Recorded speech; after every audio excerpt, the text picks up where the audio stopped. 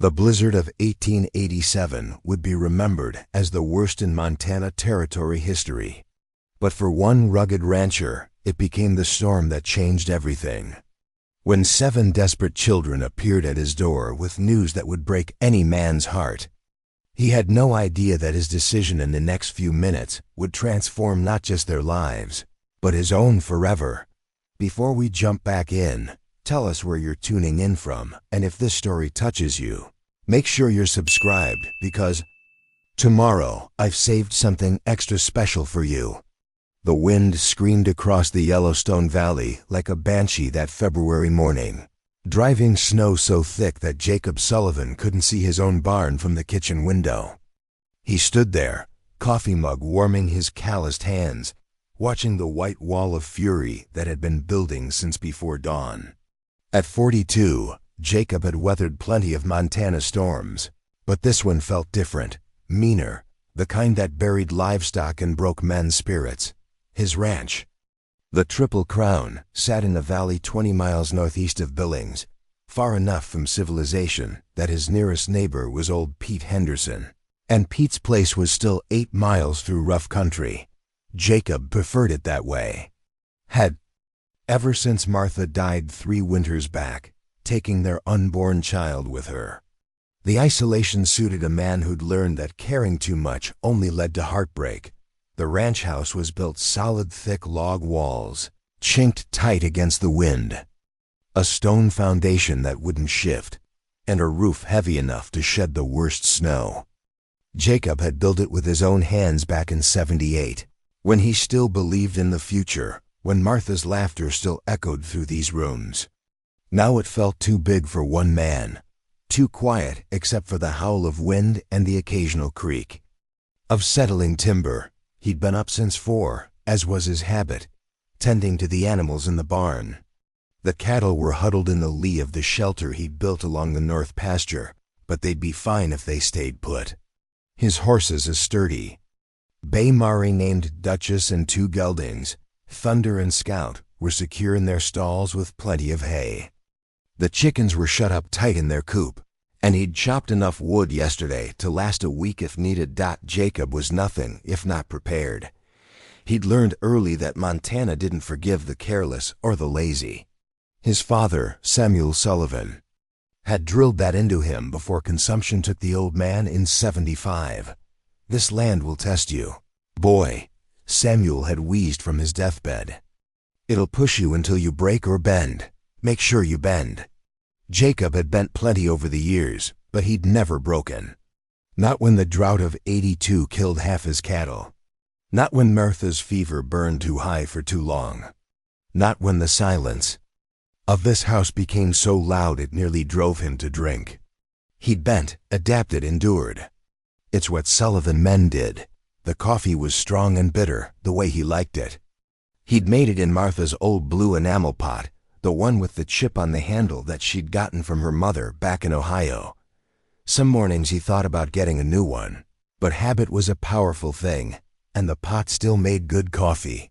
Outside, the storm raged with increasing fury. The thermometer on the porch read 18 below, and that was before accounting for the wind. Jacob estimated the gusts were hitting 40, maybe 50 miles per hour.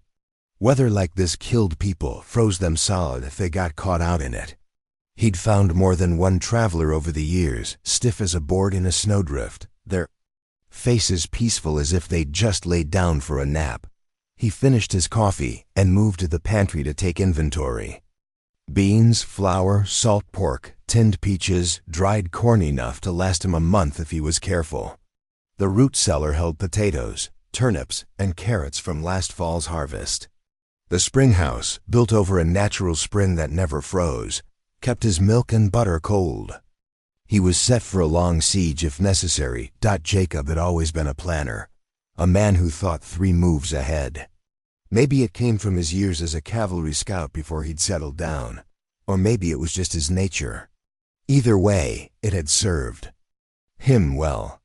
When other ranchers were scrambling for supplies or losing stock to weather, Jacob was already prepared. The house creaked around him as the wind found every gap and tested every joint. But the structure held firm, the way he'd built it to.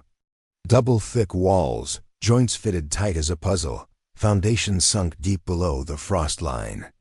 This house would outlast him, he reckoned. Maybe outlast anyone who cared to live in it.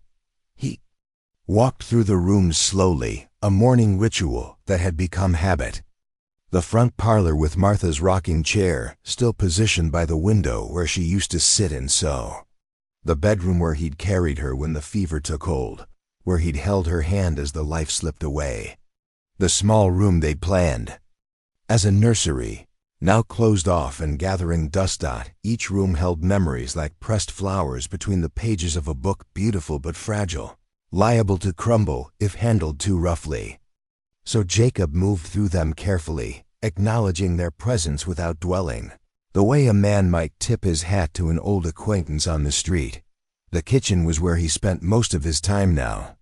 It was practical, functional, without the weight of dreams that pressed down in the other rooms. Here he could fry his eggs, tend his coffee, read his newspapers when the mail got through. Here he could be just a man going about his business, not a widower rattling around in a house built for a family he'd never have by mid-morning. The storm had intensified to the point where Jacob couldn't see the barn, though it was only 50 yards from the house. The snow wasn't falling so much as flying sideways, driven by wind that seemed to come from every direction at once. He'd seen storms like this before, the kind that could bury a man alive if he lost his way. Between buildings, he checked his rifle, though he didn't expect trouble. Wolves sometimes got bold during bad weather, and desperate men sometimes did desperate things. The Winchester was loaded and ready, propped beside the front door where he could reach it quick if needed. Next to it hung his heavy buffalo coat, the one that had saved his life more than once during his scouting days. Fire in the stone hearth burned steady and warm, fed by split oak from the woodpile he'd stacked high as a man's head. The flames danced orange and gold, casting shifting shadows on the walls.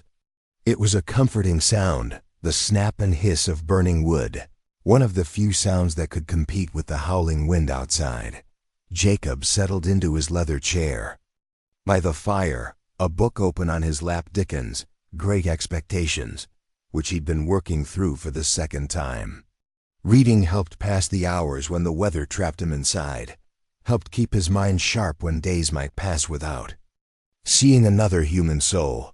But concentration was hard to come by with the storm raging like a living thing beyond the walls.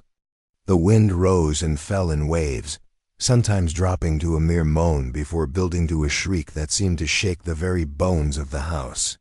Snow hissed against the windows like thrown sand, and somewhere outside, something loose was banging. In the wind, probably the barn door, though he'd latched it tight. This was how life went for a man alone in the Territory. Long stretches of solitude broken by moments of crisis. Peaceful days that lulled you into thinking the world was tame, followed by reminders that nature was still the master here, still called the shots. Jacob had made his peace with it, or thought he had. He was reaching for his coffee mug when the sound came, faint at first, almost lost in the wind. A rhythmic thumping that didn't match the random banging of loose boards or the irregular gusts of the storm. It was deliberate, desperate, the unmistakable sound of someone pounding on his front door. Jacob set down his book and listened hard. There it was again, 3 sharp knocks, a pause, then 3 more. Someone was out there in this killing weather, and they needed help. He moved quickly to the window beside the door, wiping away the frost that had formed on the glass. Through the swirling snow, he could barely make out shapes on his porch, small shapes huddled together against the wind. Children. Jacob's heart lurched as he threw back the bolt and yanked open the door.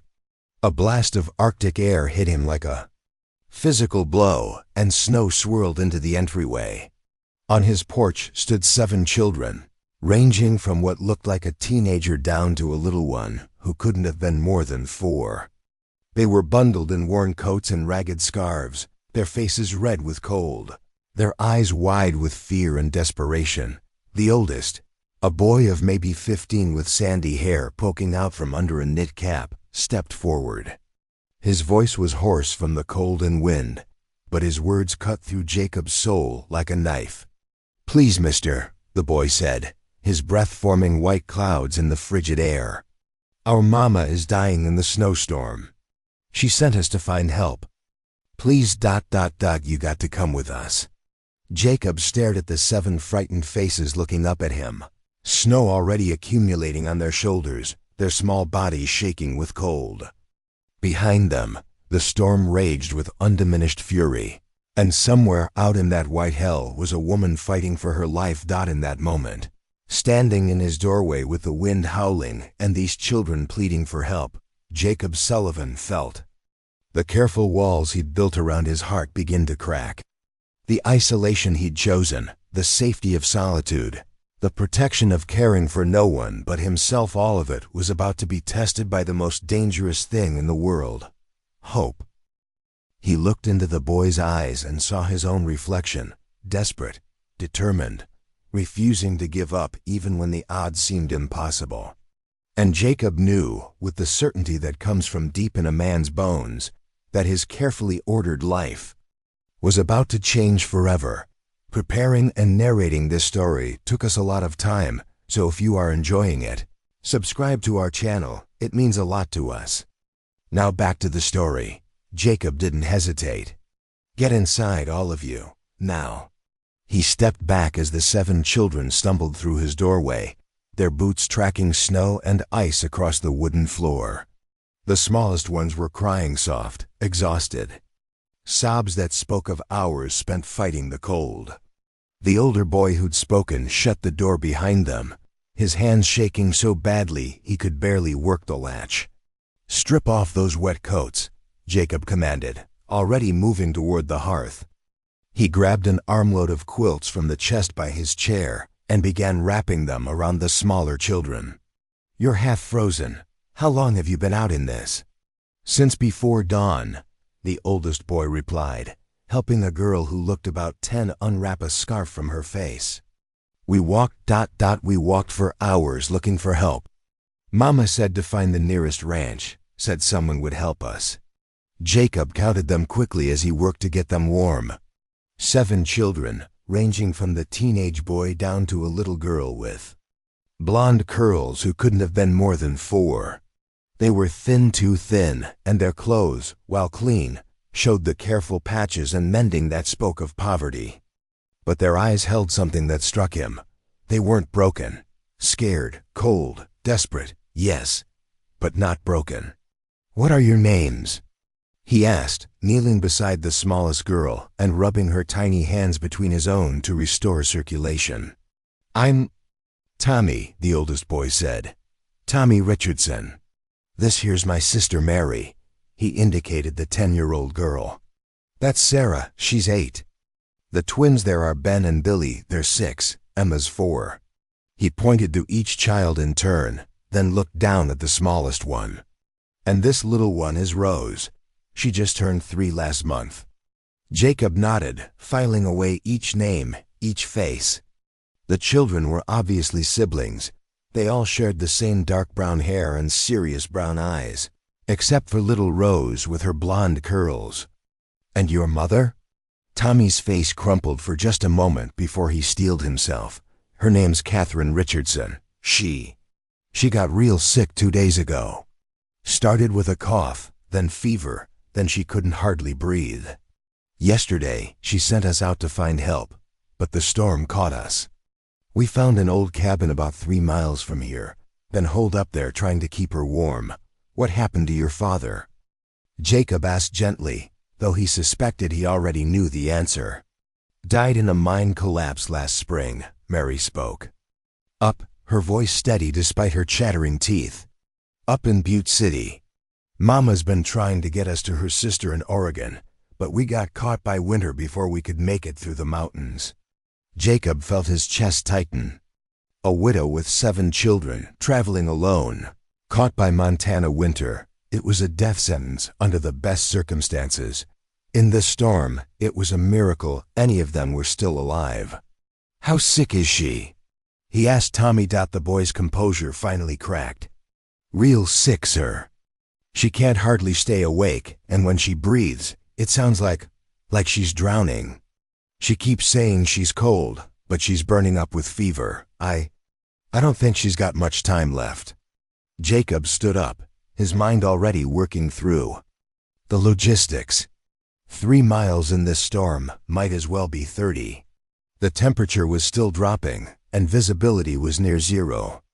But if he didn't try, a woman would die, and these 7 children would be orphans in the middle of the worst blizzard in decades. "Tommy, I need you to tell me exactly where this cabin is," he said, moving to the kitchen and starting to gather supplies. "Every landmark you remember, every turn you took." "You're going to help her?" little Emma asked, her voice small but hopeful. Jacob looked down at the child-thin face. Dark eyes too old for her years, blonde hair escaping from a knit cap, something twisted in his chest, a pain he'd thought he'd buried with Martha. "Yes, honey. I'm going to help your mama." For the next few minutes, Jacob moved with the efficiency of a man accustomed to crisis. He filled a leather satchel with medical supplies, laudanum for pain, willow bark for fever, clean bandages, and a bottle of whiskey for sterilization. From the kitchen, he packed dried beef, hardtack, and a jar of honey. 2 wool blankets went into a waterproof canvas bag, along with a change of men's clothes that might fit the woman. All the while, Tommy gave him directions to the cabin. "You follow the creek bed east for about a mile. Then there's a big dead pine that's been struck by lightning. You turn north there and climb up through a gap in the rocks. The cabin's in a little clearing. Just past that, it's got a tin roof that's half caved in." Jacob knew the place. It was an old trapper's cabin, abandoned for years. He was amazed it was still standing, much less providing any kind of shelter. But it was better than being out in the open. "Listen to me, all of you," Jacob said, turning to face the children. "I'm going to bring your mother back here, but it's going to take time. You need to stay put, stay warm, and stay together. Tommy, you're in charge. There's food in the pantry: bread, beans, some preserved peaches. The fire needs to be fed every hour. Can you handle that?" Tommy nodded solemnly. "Yes, sir. We won't be any trouble." "You're not trouble," Jacob said firmly. "You're children who need help, and that's what neighbors do. We help each other." He was pulling on his heavy buffalo coat when little Rose tugged at his pants leg. He knelt down to her level, and she whispered something so quietly he had to lean in to hear. "Tell Mama that Rose is being good," she said, her small hand touching his bearded cheek. "Tell her Rose wants her to come home." Jacob felt his throat close up. He managed to nod, then stood and gathered his gear. The rifle went across his back, the medical supplies in the saddlebag, rope coiled on his belt. He was as ready as a man could be for what amounted to a rescue mission in the middle of hell. Opening the door was like facing down a wild animal. The wind hit him with physical force, driving snow into his eyes and stealing his breath. He could barely make out the barn through the white maelstrom, but he knew every step of the way. Duchess, his Baymare, nickered nervously as he entered the barn. She could sense the storm's fury and didn't want any part of it. "I know, girl," Jacob murmured, saddling her quickly, "but we've got work to do." He led her out into the storm, pulling the barn door shut behind him. The wind tried to tear the reins from his hands as he mounted, and Duchess danced sideways, fighting the bit. Jacob turned her toward the creek bed, following Tommy's directions, and let her pick her way carefully through the drifts. The world had turned into a white nightmare. Snow drove horizontally across his vision, limiting sight to maybe 10 feet. In any direction. The cold was brutal. He could feel it seeping through his coat, numbing his fingers despite his thick gloves. Ice formed on his beard within minutes, and his eyes watered constantly from the wind. Duchess struggled through drifts that reached her belly, her breath coming in great white clouds. Several times Jacob had to dismount and lead her around Fallen. trees or through particularly deep snow. The creek bed, normally a reliable navigation aid, was completely obscured. He was navigating by instinct and prayer, following the lay of the land and hoping he was heading in the right direction. The dead lightning struck pine Tommy had mentioned loomed out of the snow like a ghostly sentinel. Jacob turned north, climbing. Through the gap in the rocks, Duchess's hooves slipping on ice-covered stone. The wind howled through the gap like a banshee, and for a moment, Jacob wondered if he was making a terrible mistake. A man could die out here, freeze solid, not be found until spring. But then he thought of those 7 faces looking up at him, of little Rose asking him to tell her mama she was being good, of Tommy trying so hard to be strong for his siblings. And he thought of a woman named Catherine Richardson, dying alone in an abandoned cabin while her children fought their way through a blizzard to find help. Jacob Sullivan had lost too much already. He wasn't going to lose this fight. The cabin appeared suddenly through the swirling snow. A dark shape hunched against the storm like a wounded animal. Smoke trickled weakly from a makeshift chimney, and one window glowed with the faint orange light of a dying fire. Jacob tied Duchess to a post that was still standing and shouldered his gear. The door hung askew on broken hinges. Jacob pushed through it and stepped into the dim interior, stamping snow from his boots. The cabin was barely larger than a single room, with a stone fireplace, a crude table, and what might once have been a bed. The roof leaked in several places, and the walls had gaps where the chinking had fallen out. On a pile of rags and blankets near the fire lay Catherine Richardson. Jacob had seen death before, had watched it claim his wife and too many others. He recognized the gray pallor, the labored breathing, the way a person seemed to be fading away from the inside out. But Catherine Richardson was still fighting. Her eyes, though cloudy with fever, tracked to him as he knelt beside her. "Are you ... Gokok," she whispered, her voice barely audible. "Are you the rancher? Did my children ... Did they find you?" "Yes, ma'am," Jacob said gently, opening his medical bag. "I'm Jacob Sullivan. Your children are safe and warm at my place. I'm here to take you to them." Catherine's eyes filled with tears. I thought I was going to die without seeing them again." Jacob checked her pulse rapid and thready and felt her forehead. The fever was high, dangerously so, and her breathing was shallow and congested. She needed proper care, and she needed it soon. "Well, Mrs. Richardson," he said, preparing a dose of willow bark tea. "Today's not that day. We're going home."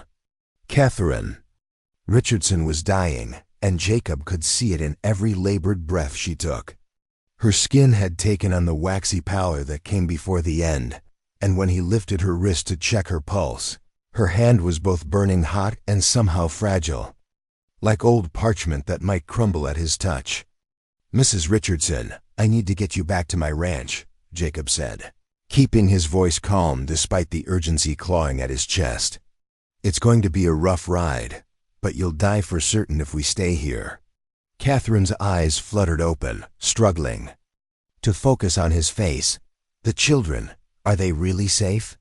"Safe and warm by my fire," Jacob assured her, already working to bundle her in the blankets he'd brought. "Tommy's looking after the little ones. Rose wanted me to tell you she's being good." A ghost of a smile crossed Catherine's cracked lips.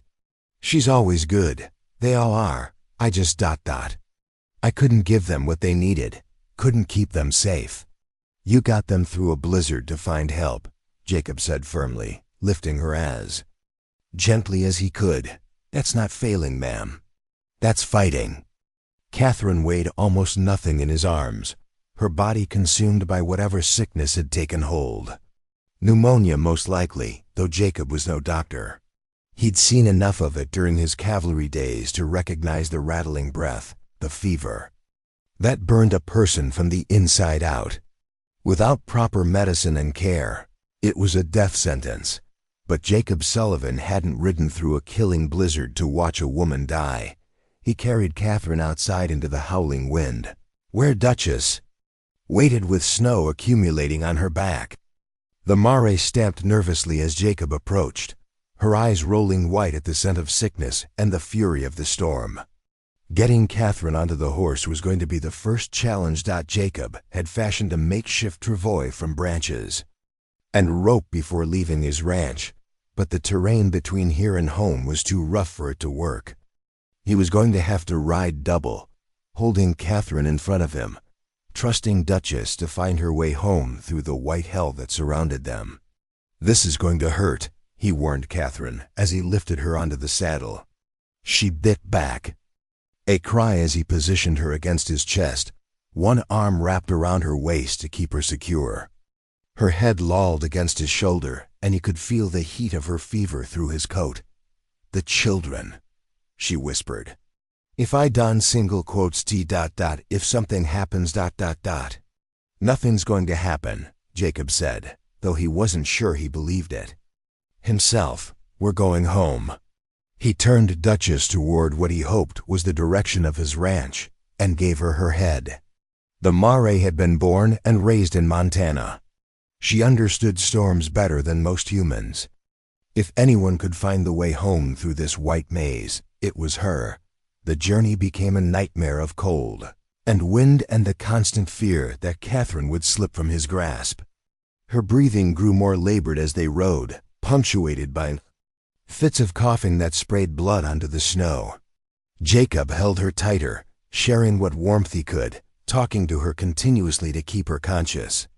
"Tell me about your children," he said as Duchess picked her way carefully down what he thought was the creek bed. "Tommy seems like a good boy. He's had to grow up too fast," Catherine managed between rattling breaths. "After his father died, he became the man of the family. Only 15, but he carries it all. And Mary? Smart as a whip. Reads everything she can get her hands on. Wants to be a teacher someday." Catherine's voice was barely audible over the wind. "Sarah's the dreamer. Always making up stories, seeing magic in everything. The twins, Ben and Billy, they're handful but good-hearted boys. What about the little ones?" Catherine was quiet for so long that Jacob thought she'd lost consciousness. Then she spoke, her words slurred with fever and exhaustion. "Emma's my helper. Takes care of Rose like she's her own baby. And Rose ... Rose is sunshine. Even when we had nothing, she'd find something to smile about." Jacob felt something break open in his chest as he listened. These weren't just 7 children. They were a family held together by love and the fierce determination of a woman who'd refused to give up even when everything fell apart. The storm seemed to intensify as they rode, if such a thing was possible. The wind shifted directions constantly, sometimes pushing them forward, sometimes threatening to knock them from the saddle. Ice formed on Jacob's beard and mustache, and his fingers began to lose feeling despite his thick gloves. But he held on, keeping Catherine pressed against him, feeling for the steady rhythm of her heart. Duchess stumbled in a deep drift, going down to her knees before scrambling back to her feet. The jolt sent a spasm of coughing through Catherine, and when it passed, Jacob felt her go limp in his arms. "Catherine?" He pressed his ear close to her mouth and felt the faint whisper of breath. "Still alive, but barely. Stay with me. Your children need you." Time became meaningless in the white void. Jacob couldn't tell if they'd been riding for minutes or hours. His landmarks were invisible, swallowed by the storm. Several times he thought they were lost, circling back on their own trail, doomed to wander until they froze. But Duchess kept moving with the confidence of an animal following instincts older than human memory. Then through the swirling snow, Jacob saw a faint yellow glow that could only be the windows of his ranch house. Relief flooded through him so strongly that his knees nearly buckled as he dismounted. They'd made it. The barn was closer, and Jacob headed there first. He needed to get Catherine inside, out of the wind, while he decided how to safely move her to the house. But as he approached the barn door, it swung open, and Tommy Richardson stepped out into the storm. "Mr. Sullivan," the boy shouted over the wind. "Did you find her? Did you find Mama?" Behind Tommy, Jacob could see the faces of the other children, crowded in the barn doorway. They'd been watching, waiting, probably since the moment he'd left. The sight of them, these 7 young souls who'd endured so much, gave Jacob strength he didn't know he had left.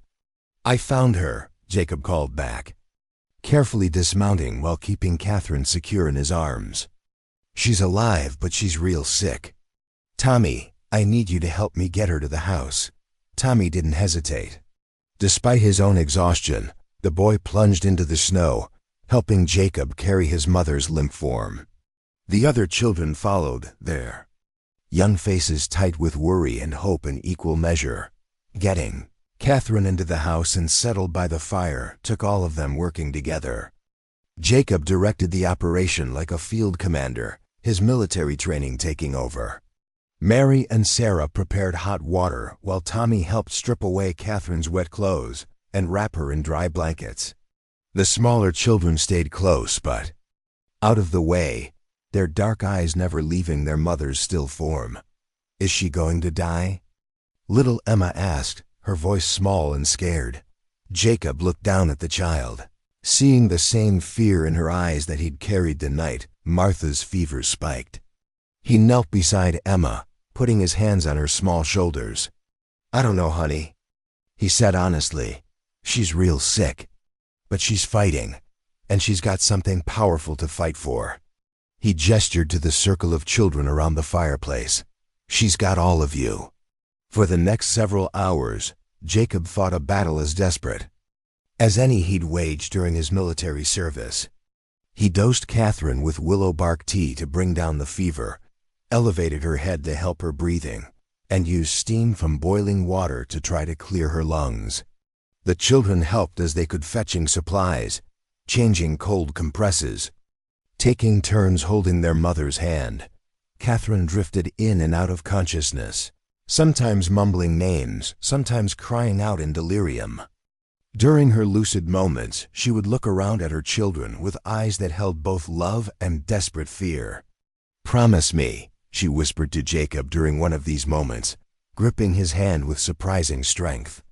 "If something happens to me, promise you won't let them be separated. They need to stay together." Jacob felt the weight of that promise settle on his shoulders like a lid blanket. 7 children, orphaned in the middle of nowhere, with the nearest town a days ride away, and winter still months from ending. What could one man do with 7 children? But looking at Catherine's fevered eyes, seeing the trust there, Jacob heard himself speak words that would change his life forever.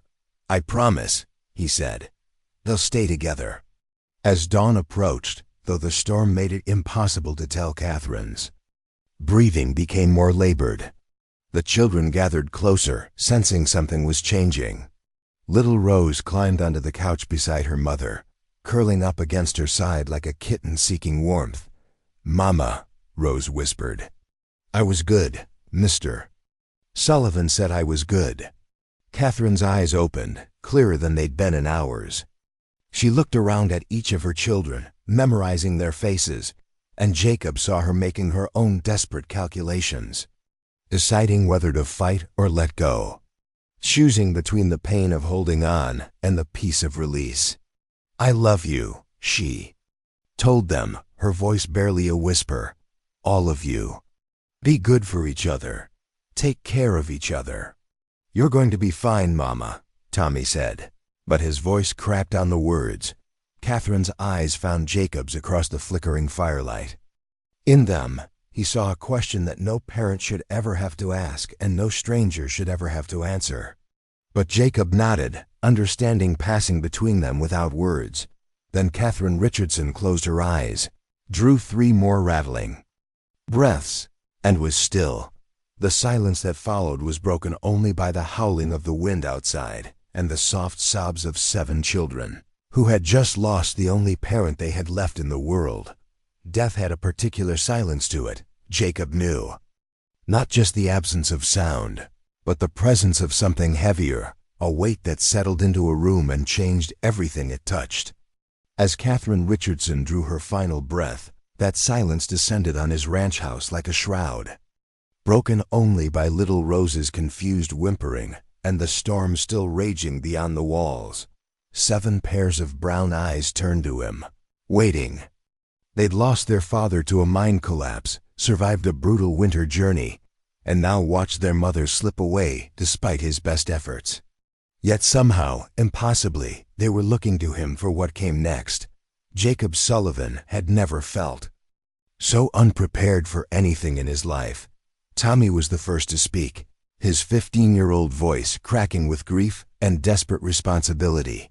What do we do now, Mr. Sullivan?"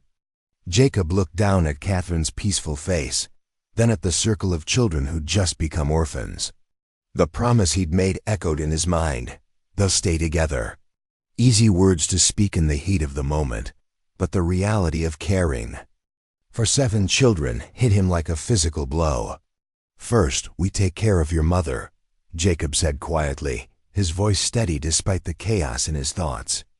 "She deserves to be laid to rest proper." The older children understood, but the younger ones looked confused. Little Rose kept patting her mother's arm, trying to wake her up. "Mama sleeping?" she asked, her baby voice cutting through Jacob's. Mary, the 10-year-old with 2 serious eyes, gently lifted Rose away from the couch. "Yes, honey," she said, though tears streamed down her cheeks. "Mama's sleeping now." Jacob watched Mary comfort her little sister, saw how naturally she stepped into the role, and realized these children had been taking care of each other long before they'd arrived at his door. Tommy managing the family like a grown man, Mary mothering the younger ones, all of them working together to survive. They weren't just children, they were a unit, forged by hardship into something stronger than their individual parts. "The storm's too bad to do anything proper right now," Jacob said carefully. "But we'll move her to the spare room, make her comfortable. When the weather breaks, we'll see about." He stopped, realizing he had no idea what the proper protocol was for burying someone at a ranch 20 miles from the nearest town. "Papa's buried in Boot City," Tommy said, reading Jacob's hesitation. "Mama always said she wanted to be laid to rest beside him when her time came." Jacob nodded, though he wondered how in the world they'd managed to transport a body all the way to Butte City. That was a problem for later, when the immediate crisis of 7 orphaned children wasn't staring him in the face. With Tommy's help, Jacob carefully moved Catherine to the small spare room off the kitchen. They laid her on the narrow bed, arranged her hands peacefully, and covered her with a clean quilt. The children filed through one by one to say their goodbyes, the older ones understanding the finality, the younger ones still confused but sensing the gravity of the moment. When they'd closed the door, Jacob found himself facing 7 expectant faces again. The fire crackled in the hearth, the storm howled outside, and somewhere in the space between those sounds, Jacob heard the echo of his own voice making a promise he wasn't sure he could keep. "Are you going to send us to the orphanage?" Sarah, the 8-year-old dreamer, asked with surprising directness. Jacob's throat tightened. He'd heard stories about the Territorial orphanages overcrowded, underfunded places where children were more likely to be worked to death than given proper care. The idea of these 7 ending up in such a place made his chest burn with anger. "No," he said firmly. "I made a promise to your mother, and I keep my promises. But what are we going to do?" Mary asked. "You can't just keep us all. 7 children is a lot for one man." Jacob looked around his house, the house he'd built for the family he'd lost, now filled with voices and movement and life in a way it hadn't been since Martha died. It was overwhelming and terrifying and somehow, inexplicably, felt right. "We're going to figure it out together," he said, surprising himself with the certainty in his voice. "First thing is getting through this storm. Then we'll work on the rest." The next 3 days tested every resource Jacob had, both practical and emotional. The blizzard continued with relentless fury, keeping them trapped inside while 7 children grieved their mother and adjusted to their new reality. Jacob found himself learning on the fly how to manage a house full of kids, each with their own needs and personalities. Tommy tried to carry too much responsibility, attempting to parent his siblings while dealing with his own grief. Jacob had to gently but firmly establish that he was the adult in charge now, that Tommy could be a big brother instead of a father figure. Mary threw herself into helping with household tasks, cooking and cleaning with a desperate efficiency that spoke of her need to feel useful. Jacob recognized the pattern. He'd done the same thing after Martha died, working himself to exhaustion to avoid feeling the pain. Sarah retreated into herself, sitting by the window and making up stories about the storm being a great white dragon that would eventually fly away and take all their troubles with it. Her imagination was a shield, Jacob realized, protecting her from realities too harsh for an 8-year-old to bear. The twins, Ben and Billy, dealt with grief the way 6-year-old boys often did, through constant motion and noise. They wrestled, ran through the house, and got into everything, driving their siblings to distraction. But Jacob saw the fear underneath their energy, the way they stuck close together as if afraid one might disappear like their parents had. Emma, at 4, understood that something terrible had happened, but couldn't quite grasp the permanence of it. She kept asking when Mama was coming back, when they were going home, when Papa would return from his long trip. Each question was a knife twist in Jacob's heart, and Rose, little 3-year-old, Rose with her blonde curls and trusting smile, seemed to accept the change with the adaptability of very young children. She followed Jacob around the house, climbed into his lap during meals, and began calling him Mr. Jake in her baby voice. Jacob found himself remembering skills he'd thought forgotten from his own childhood in a large family. How to mediate fights between siblings, how to stretch meals to feed extra mouths, how to comfort a crying child in the middle of the night. But more than that, he found himself feeling protective of these 7 small souls in a way that surprised him with its intensity. On the second night, he was awakened by soft crying from the main room. He found Emma sitting by the dying fire, tears streaming down her face, holding a small wooden doll that must have been among their few possessions. "What's wrong, sweetheart?" Jacob asked, settling down beside her. "I dreamed about Mama," Emma whispered. "She was trying to find us, but she couldn't. She was lost in the snow, calling our names." Jacob gathered the little girl into his arms, feeling her small body shake with sobs. "Your mama's not lost," he said softly. "She's in a place where there's no more cold, no more hunger, no more worry. And she knows exactly where you are, safe and warm with someone who's going to take care of you. Are you really going to keep us?" Emma asked, looking up at him with eyes that held far too much understanding for a 4-year-old. Jacob felt the weight of that promise again, but this time it didn't feel like a burden. Looking down at Emma's trusting face, he realized that somewhere in the past 2 days, his obligation had transformed into something else entirely. These weren't just 7 children he'd agreed to care for. They were becoming his children. "Yes," he said, and meant it completely. "You're home now." The storm finally broke on the 4th day, leaving behind a world transformed by snow. Drifts reached the windows in places, and the barn was nearly buried, but the wind had died and weak sunlight filtered through breaking clouds. Jacob spent the morning digging out paths and checking on the livestock, while the children pressed their faces to the windows, marveling at the changed landscape. That afternoon, as he was splitting wood behind the house, Jacob saw a rider approaching through the snow. His hand moved instinctively to the rifle, propped nearby. Visitors during winter storms usually meant trouble. But as the figure got closer, he recognized Doc Patterson from Billings, the man's black bag visible even from a distance. "Jacob," Doc called as he rode into the yard. "Heard you might need some help." Young Pete Henderson made it to town. Said he saw lights at your place during the worst of the storm. Figured you might have taken in some travelers. Jacob leaned the axe against the woodpile, his mind racing. Doc Patterson was a good man, but he was also the unofficial representative of Territorial authority when it came to matters like orphaned children. What he decided about the Richardson children could change everything. "Come inside, Doc," Jacob said carefully. "Got some coffee on, and there's folks you should meet." As they walked toward the house, Jacob could see the children watching. From the windows, 7 faces full of hope and fear, waiting to see if their new life was about to be torn away from them before it had even begun.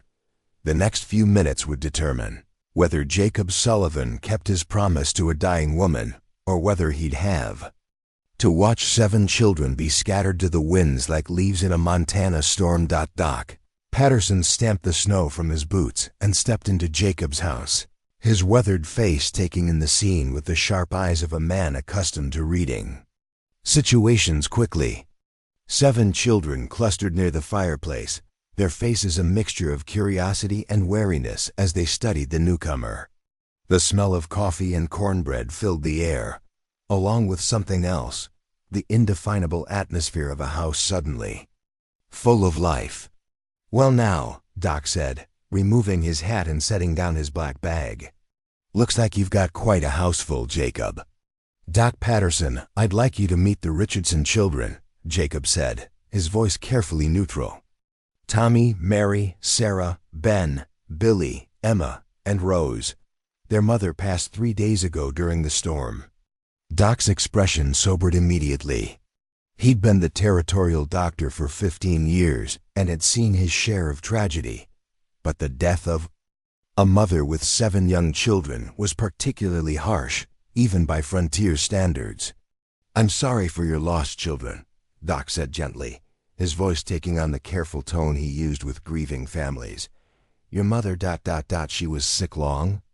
"Started as a cough," Tommy replied, standing straighter as he stepped forward to speak for his siblings. "Got worse real quick once the storm hit. Mr. Sullivan did everything he could to save her." Doc nodded, his eyes moving between Jacob and the children, clearly working through the implications. "And you've been caring for them since?"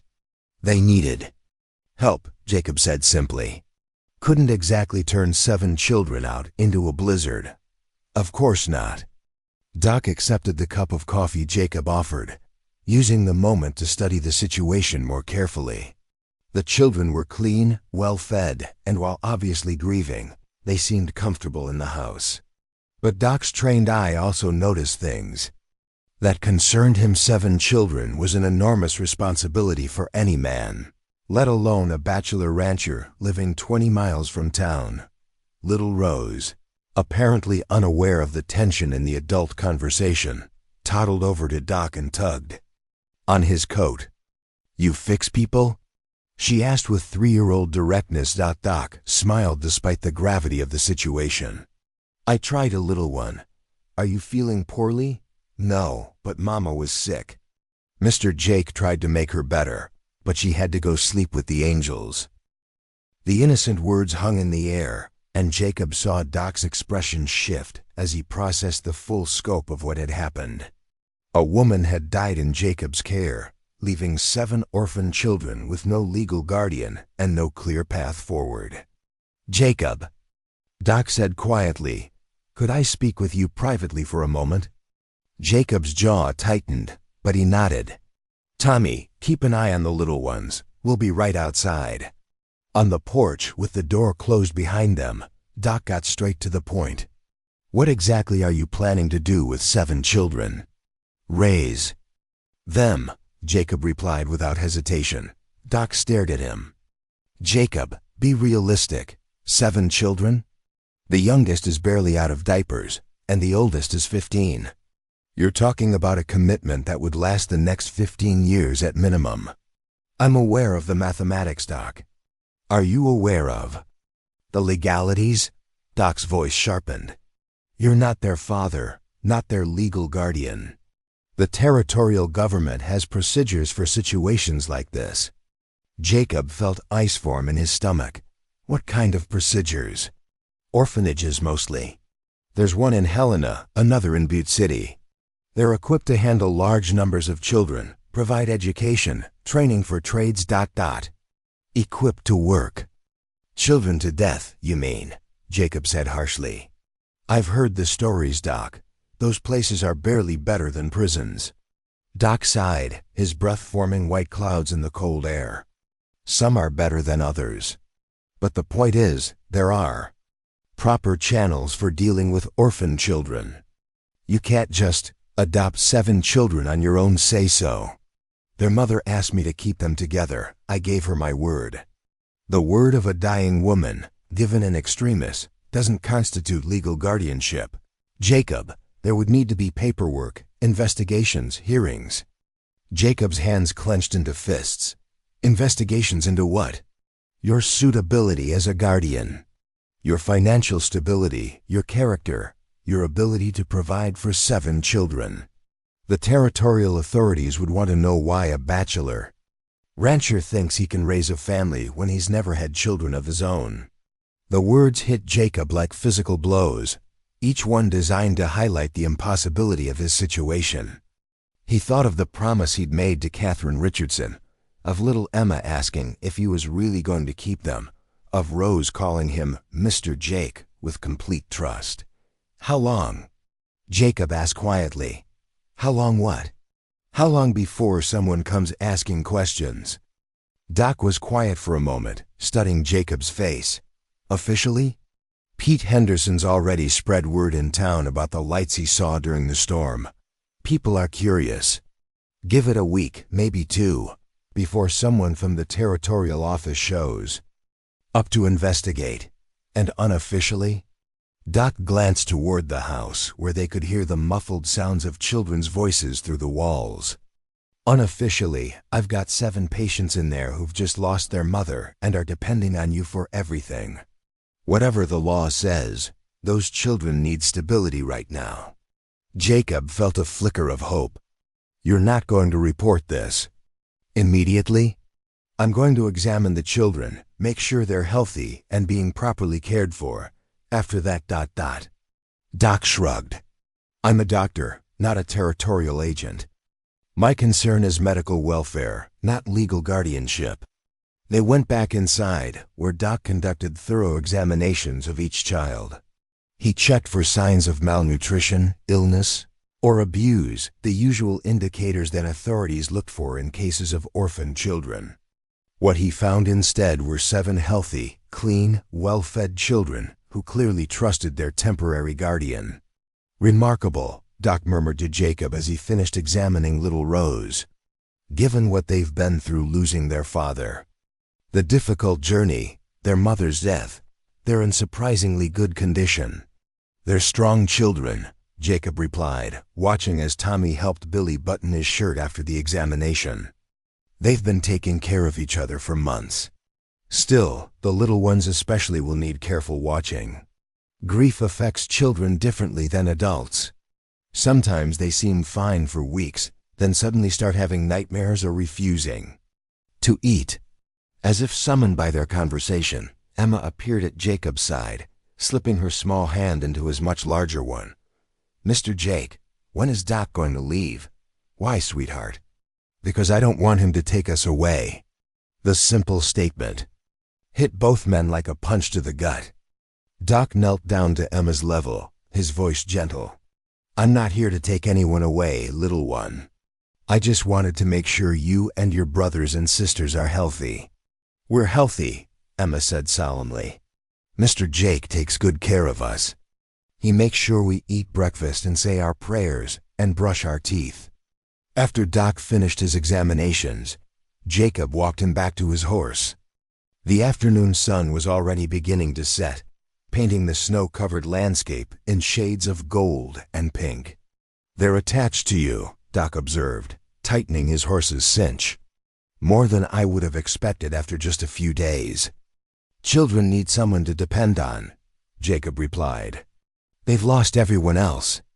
Jacob, I need to ask you something, and I want you to think carefully before you answer. Doc paused in his preparations, meeting Jacob's eyes directly. "Why are you doing this, really? 7 children is a lifetime commitment. Are you doing this out of guilt? Grief for your own losses? Some misguided sense of duty?" Jacob was quiet for a long moment, thinking about the question. Why was he doing this? The easy answer was the promise he'd made to Catherine Richardson. But that wasn't the whole truth, and both men knew it. "When Martha died," Jacob said finally, "I thought my chance at having a family died with her.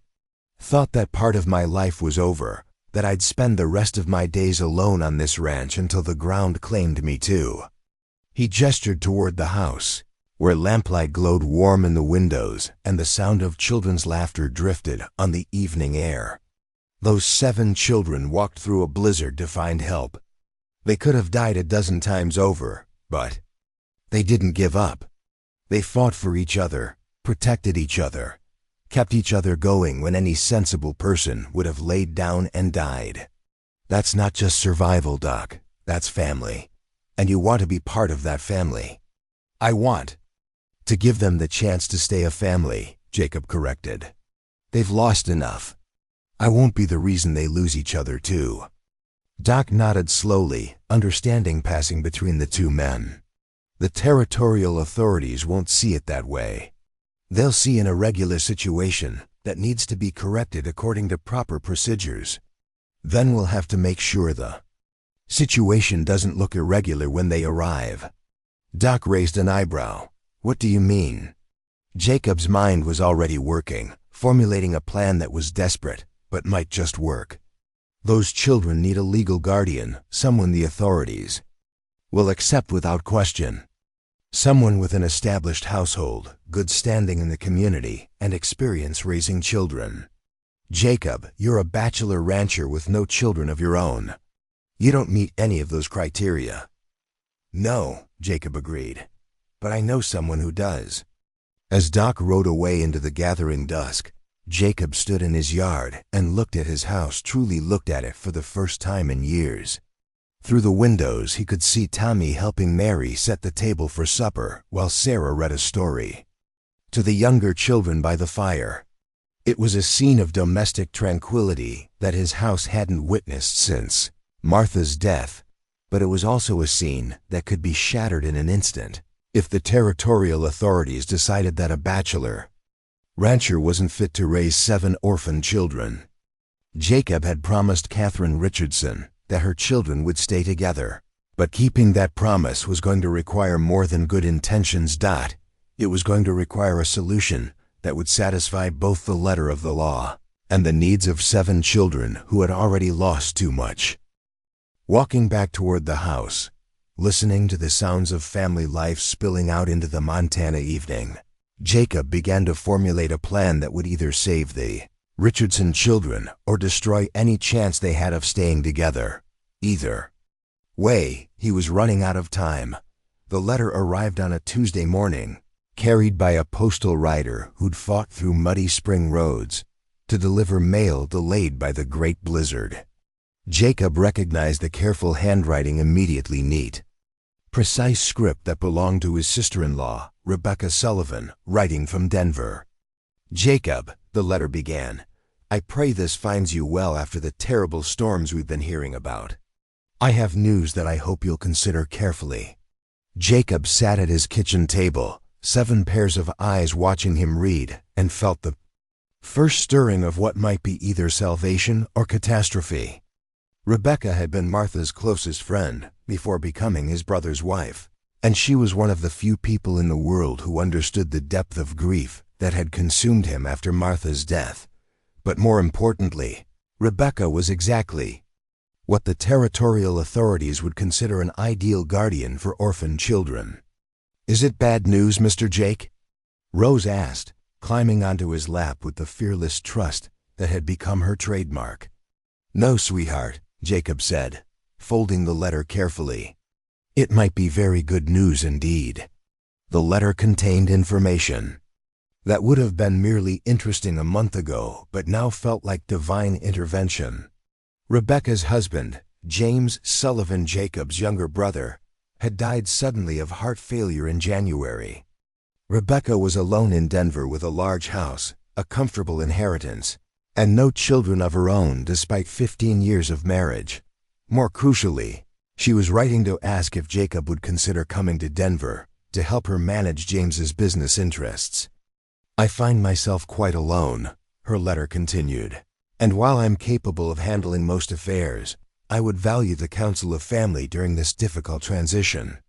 Jacob reread the letter 3 times while the children waited patiently for an explanation. An idea was forming in his mind, audacious, complicated, and requiring a level of trust he wasn't sure he had the right to ask for. But it might be the only way to keep his promise to Catherine Richardson.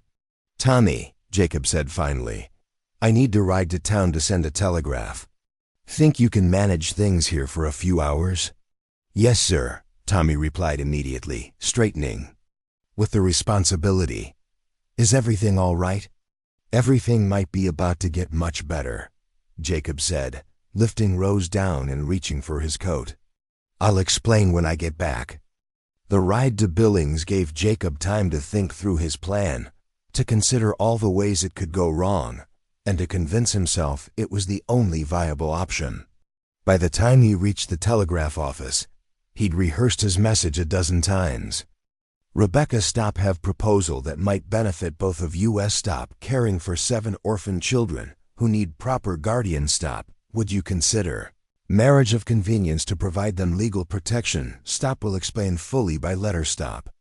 Urgent reply needed stop. Jacob, the telegraph operator, a thin man named Hopkins who'd known Jacob for years, read the message twice before looking up with raised eyebrows. "You sure you want to send this exactly as written, Jake?" "Exactly as written," Jacob confirmed, though his stomach churned as he handed over the coins for transmission. The reply came faster than Jacob had dared hope, Rebecca's response arriving the very next afternoon.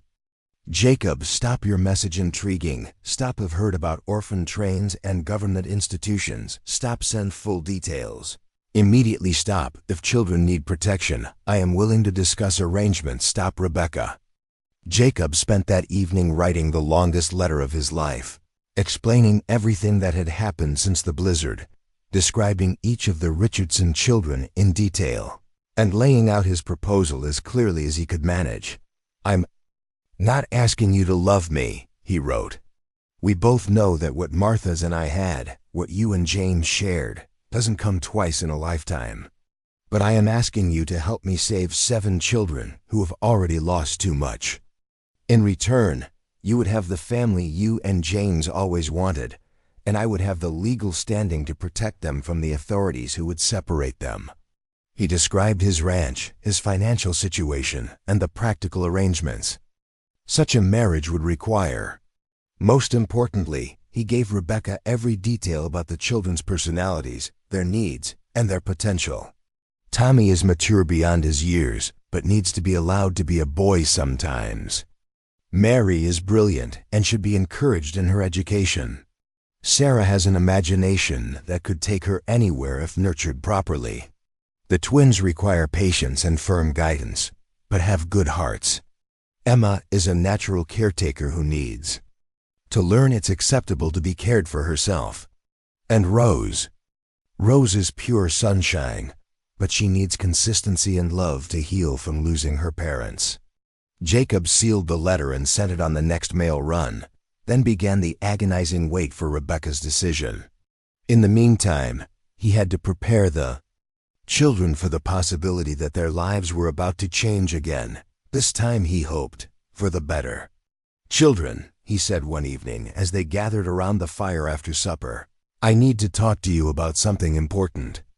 7 faces turned toward him with the instant attention that came from children who had learned that adult conversations often determined their fate. "You know that Doc Patterson was concerned about the legal situation, about whether I have the right to keep you all together." Tommy's jaw tightened. "Are they going to take us away?" "Not if I can help it," Jacob said firmly. "But we need to make some changes to ensure that doesn't happen. I've written to my sister-in-law in Denver. Her name is Rebecca, And she recently lost her husband, my brother James. Is she nice? Emma asked, the question that mattered most. To a 4-year-old. She's very nice, Jacob said truthfully. Martha, my late wife, used to say that Rebecca had the biggest heart of anyone she'd ever known. The thing is, I've asked Rebecca to consider coming here to help us. Help us how? Mary asked, her sharp mind already working through the implications. Jacob took a deep breath. This was the part he'd been dreading. I've asked her to marry me. Not for love, we're both still grieving our spouses, but to give you children a proper mother and father in the eyes of the law. Silence fell over the room like a blanket. The younger children looked confused, while the older ones clearly understood the gravity of what Jacob was proposing. You'd get married just to keep us together? Sarah asked, her 8-year-old mind struggling with the concept. Adults sometimes make practical arrangements when circumstances require it, Jacob said carefully. Rebecca needs family, and you children need legal protection. It would benefit everyone involved. But what if she doesn't like us? Ben asked, voicing the fear they were all feeling. What if we don't like her? Billy added. Jacob knelt down to their level. Those are fair questions, and honest ones. The truth is, I don't know what will happen. But I do know that Rebecca is a good woman who's been through her own grief and loss, and I know that she's the kind of person who would put your welfare above her own comfort. Would she really be our mother? Rose asked, climbing into Jacob's lap as she often did when discussions grew serious. She would be your guardian, Jacob said carefully. Someone who would love you and protect you and make sure you all stay together. Whether you choose to call her mother would be up to you. Tommy, who had been silent through the entire conversation, finally spoke. When would this happen? If Rebecca agrees to come, it would be soon. The territorial authorities could arrive. Any time to investigate our situation. We need to be prepared. And if she says no? Mary asked with devastating directness. Jacob's throat tightened. Then we'll figure out another way. I promised your mother you'd stay together, and I intend to keep that promise no matter what it takes. Rebecca's second letter arrived 4 days later, thick with multiple pages and accompanied by a smaller envelope marked, "For the children." Jacob's hands shook slightly as he read her response. Rebecca had clearly thought through every aspect of his proposal, examining it from practical, emotional, and legal perspectives. I have been alone since James's death, she wrote, and while I've managed his business affairs competently, I find myself longing for purpose beyond mere financial management. The idea of providing a home for 7 children who need protection appeals to both my practical nature and my desire to honor James's memory by creating the family we never had. She went on to detail her financial situation: comfortable, enough to support a large household, and her living arrangements. The house in Denver was large but would not accommodate 9 people. However, she was willing to relocate to Montana if Jacob's ranch could be expanded to house everyone properly. I propose a trial arrangement, Rebecca continued. I will come to Montana for 3 months to meet the children and assess the situation. If we all find the arrangement workable, we can proceed with a formal marriage and legal guardianship. If not, I will help you find alternative solutions that keep the children together. The letter for the children was shorter but warmer, introducing herself and expressing her eagerness to meet them. She included small gifts, hair ribbons for the girls, carved wooden toys for the boys, and a promise to bring more substantial presents when she arrived. I want you to know, she wrote to them, that I'm not coming to replace your parents, whose memory you should always cherish.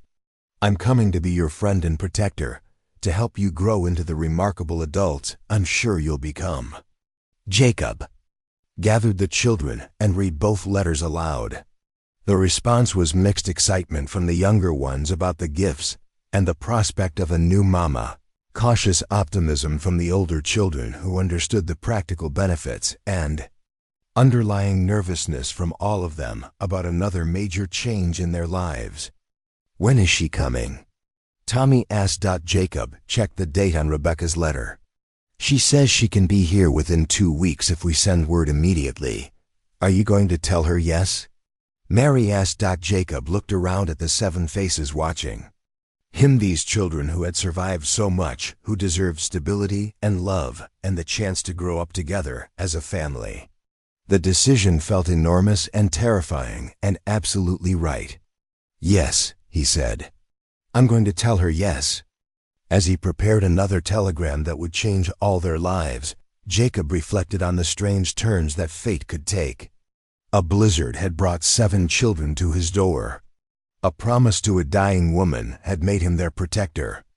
And now a marriage of convenience to a woman he hadn't seen in 3 years might be the key to keeping them all together. In 2 weeks, Rebecca Sullivan would arrive at the Triple Crown Ranch, and together they would discover whether practical arrangements could transform into something resembling a real family. The morning Rebecca Sullivan was due to arrive, Jacob found himself more nervous than he'd been since his cavalry days before a major engagement. He'd cleaned the house twice, repaired every loose board on the porch, and made the children practice their introductions until Tommy finally declared they sounded like trained circus animals. She's going to think we're trying too hard, Mary observed, adjusting Emma's hair ribbon for the 4th time. Maybe we are trying too hard, Jacob admitted, watching Ben and Billy wrestle over who got to hold the bouquet of wildflowers they'd picked for Rebecca. But it's important that she sees you're good children. We are good children, Sarah said with 8-year-old logic. Mostly. The sound of wagon wheels on the muddy road sent all 7 children running to the windows. Jacob took a deep breath and stepped onto the porch, his heart hammering as a hired wagon from town approached the house. Through the spring sunshine and morning mist, he could see a woman's figure sitting straight back beside the driver, several trunks and bags loaded in the wagon bed. Rebecca Sullivan stepped down from the wagon with the same graceful efficiency Jacob remembered from their brief acquaintance during his courtship of Martha. She was 34 now, with light brown hair pinned neatly beneath a practical traveling hat and intelligent gray eyes that missed nothing. Her dress was well made but sensible, the kind worn by a woman who valued quality over fashion. "Jacob," she said, extending her gloved hand as he approached. Her voice was warm but measured, neither overly familiar nor coldly formal. "Thank you for having me." "Thank you for coming," Jacob replied, meaning it more than he'd ever meant anything. It's good to see you again, Rebecca. I'm sorry it's under such circumstances." "Life rarely unfolds as we expect," Rebecca said simply, then looked past him toward the house where 7 faces were pressed against the windows. "Are those my potential new family members attempting to hide behind the curtains?" Jacob chuckled, despite his nervousness. "They've been watching the road since dawn. Would you like to meet them? I can't think of anything I'd like more." As they walked toward the house, Jacob felt compelled to offer one last warning. "They're good children, Rebecca, but they've been through a lot. They might be a bit overwhelming at first." "Jacob," Rebecca said, pausing at the bottom of the porch steps, "I've been alone in a house meant for a large family for 3 months. I assure you, I'm prepared for overwhelming." The front door burst open before they reached it, and 7 children spilled onto the porch in a rush of nervous energy and curiosity. They arranged themselves in a somewhat orderly line according to height, from Tommy down to little Rose, each clutching small gifts or flowers they'd prepared. "Children," Jacob said formally, "I'd like you to meet Mrs. Rebecca Sullivan. Rebecca, these are the Richardson children." Tommy stepped forward first, his 15-year-old dignity intact despite the circumstances. "Ma'am, I'm Thomas Richardson, but everyone calls me Tommy. Thank you for coming to help us." Rebecca's eyes warmed as she shook his hand. "It's a pleasure to meet you, Tommy, and please call me Rebecca." One by one, the children introduced themselves with varying degrees of shyness and formality. Mary presented her with a carefully pressed wildflower, Sarah recited a short poem she'd composed for the occasion, and the twins jointly offered her a carved wooden horse they'd helped Jacob make. Emma hung back until Rebecca knelt down to her level. "And you must be Emma," Rebecca said gently. "I hear you're the one who takes such good care of little Rose." Emma nodded solemnly, then whispered, "Are you going to be our new mama?" The question hung in the air like morning mist, delicate and full of meaning. Rebecca glanced up at Jacob, then back to Emma's serious face. "I'm going to be your friend," Rebecca said carefully, "and I'm going to make sure you and your brothers and sisters can stay together always. Whether I become something more than that... Well, we'll have to see how we all get along." Finally, little Rose toddled forward, her blonde curls bouncing with each step. She stopped directly in front of Rebecca and announced, "You're pretty. Do you like cookies?" Rebecca laughed, a genuine, delighted sound that seemed to break whatever remaining ice existed between her and the children. "I love cookies. Do you know how to make them? Mr. Jake taught us. We made some for you, but Billy ate most of them. I did not." Billy protested. "Ben ate more than me. Did not. Did too." "Boys," Jacob said firmly, and they subsided with sheepish grins. Rebecca stood, brushing off her skirts, and Jacob was struck by how naturally she'd handled that first interaction. No artifice, no talking down to the children. Just honest responses to honest questions. "Perhaps we could continue this conversation inside," Rebecca suggested. "The wagon driver is waiting to be paid, and I imagine you children have many more questions for me." The next few hours passed in a whirlwind of activity. Rebecca admired the house, exclaimed over the children's various treasures and accomplishments, and gradually began to understand the dynamics of the family Jacob had inherited. She watched Tommy's protective hovering over his siblings, Mary's quiet competence in helping with practical matters, Sarah's tendency to retreat into imagination. When things became overwhelming, she noticed how the twins fed off each other's energy, how Emma mothered Rose while still clearly needing mothering herself, and how little Rose had attached herself to Jacob with the unquestioning trust of a child who had found safety after great fear. "You've done remarkable work with them," Rebecca told Jacob quietly while the children were outside playing after lunch. "They're obviously grieving, but they're not broken. That speaks to both their natural resilience and your care." "They've taught me more than I've taught them," Jacob admitted. "I had no idea what I was doing when they first arrived." "None of us do when children come into our lives," Rebecca said. "We simply do our best and hope it's enough." That evening, after the children had been settled for the night, Jacob and Rebecca sat by the fire discussing practical arrangements. The conversation was businesslike, but not cold. Two adults working through the logistics of an unusual situation. "The house will need expansion if this arrangement becomes permanent," Rebecca observed. 7 children require proper bedrooms, and I'll need space for an office to manage my business correspondence." "I've been thinking about that," Jacob said. "We could add a wing to the east side, 4 bedrooms upstairs, office and sitting room downstairs. I've got the skills and most of the materials." "And financially?" Jacob had prepared for this conversation, gathering records of his assets and income. "The ranch is profitable, but supporting 9 people will stretch the budget. Your income would help significantly." "My income will be our income if we proceed with this marriage," Rebecca corrected. "I'm not interested in maintaining separate finances if we're to be truly married, even if it's primarily a practical arrangement." The word marriage hung between them, heavy with implication.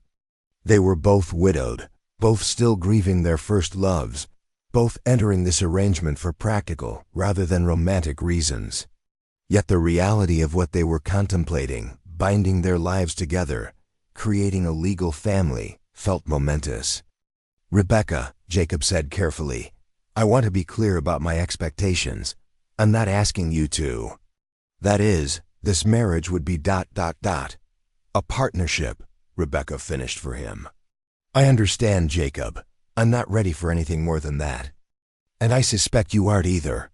But I do expect mutual respect, honest communication, and shared commitment to the children's welfare, of course.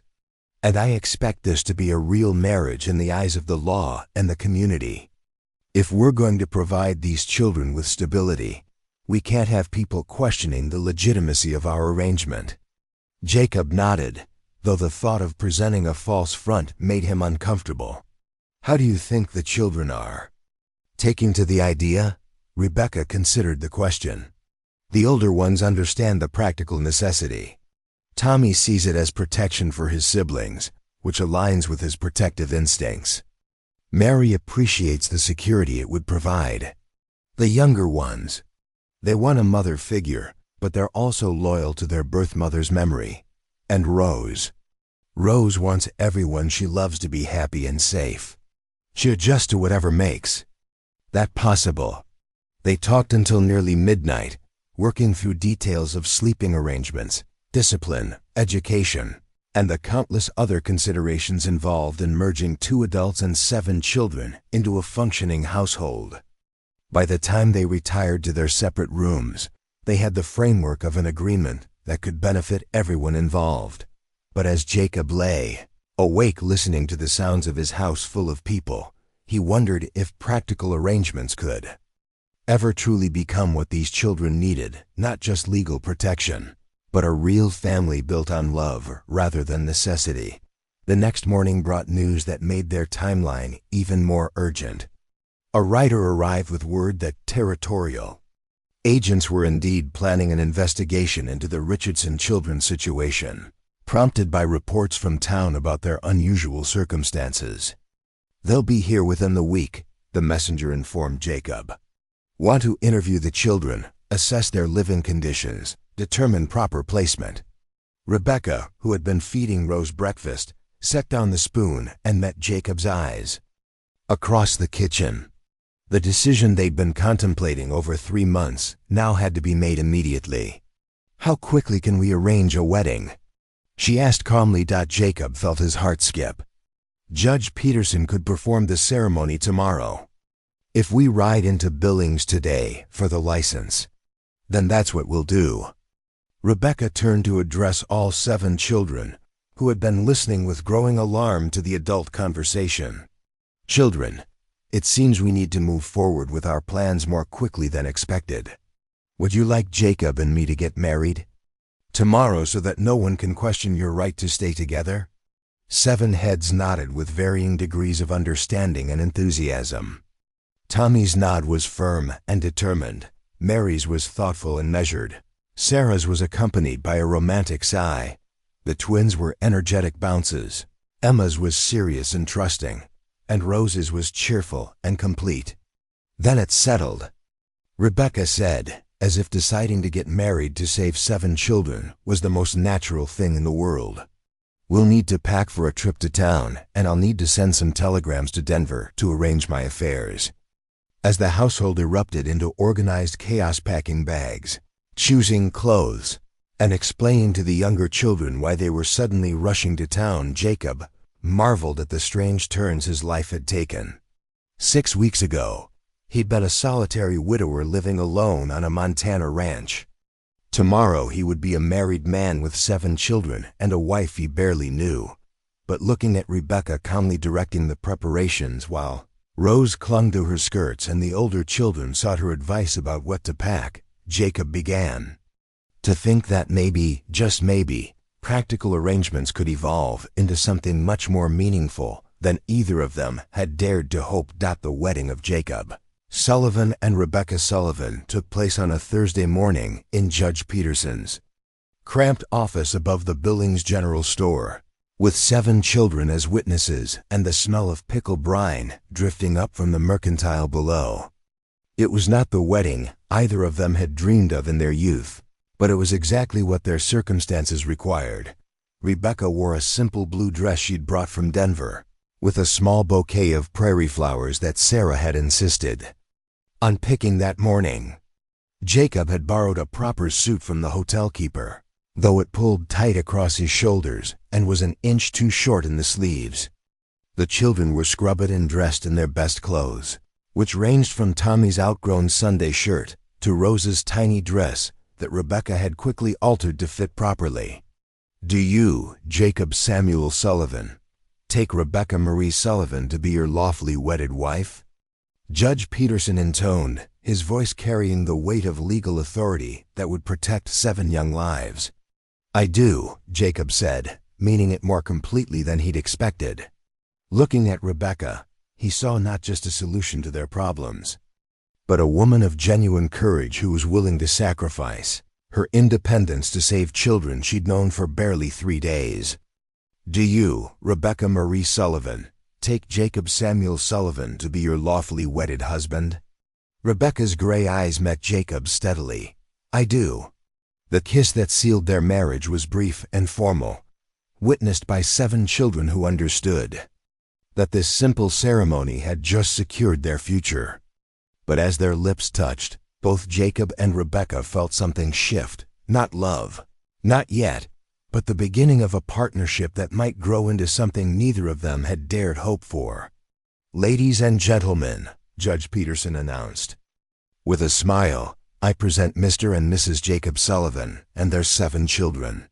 The ride back to the ranch was subdued, each person lost in their own thoughts about what had just transpired. The children seemed to understand instinctively that something momentous had occurred, though the younger ones weren't entirely sure what it meant. Are you really married now? Emma asked Rebecca as the wagon bounced along the muddy road. We really are, Rebecca confirmed, adjusting Emma's position on her lap. Does that mean you're our mama now? Rebecca considered the question carefully. It means I'm your guardian, and Jacob is your guardian, and will take care of you always. Whether you want to call me Mama is up to you. Rose, who had been unusually quiet, suddenly piped up. Can I call you Mama Becca? The name seemed to strike everyone as exactly right. Within minutes, all the children were trying it out, and Rebecca found herself blinking back tears at the sound of it. Mama Becca, she repeated softly. I like that very much. They arrived home to find an official-looking black carriage waiting in their yard, and Jacob's blood turned to ice. 3 men in dark suits stood on his porch, one of them holding an official-looking folder of papers. Mr. Sullivan? The eldest of the 3 stepped forward as Jacob helped Rebecca down from the wagon. I'm Agent Morrison from the Territorial Office of Child Welfare. We're here to investigate reports of 7 orphan children in your care. Jacob felt Rebecca's hand slip into his, a gesture that appeared affectionate, but felt like steel reinforcement. Gentlemen, Jacob said calmly, I'm Jacob Sullivan, and this is my wife Rebecca. How can we help you? Agent Morrison's eyebrows rose slightly. Your wife? We were told you were a bachelor rancher. I was, Jacob replied. We were married this morning in Billings. Judge Peterson performed the ceremony. The 3 agents exchanged glances, clearly not having expected this development. The second agent, a thin man with wire-rimmed spectacles, stepped forward. I'm Agent Hartwell. We still need to conduct our investigation. Mr. Sullivan, a hastily arranged marriage doesn't automatically qualify you as suitable guardians for 7 children. Of course, Rebecca said before Jacob could respond, her voice warm but carrying the authority of someone accustomed to managing business affairs. We'd be happy to answer any questions you might have. Children, why don't you go inside and wash up from our trip? The gentleman will want to speak with you shortly.